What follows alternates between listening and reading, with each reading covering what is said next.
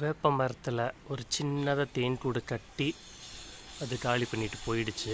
இப்போ இல்லை. இந்த இடத்துல மேலே ஒரு தேன் கூடு இருந்தது.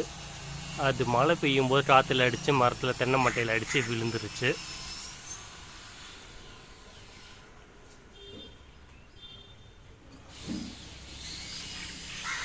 அந்த தேன் கூடு கீழே விழுந்துருச்சு. அதுக்கடுத்து இப்போ மறுபடியும் பக்கத்துலேயே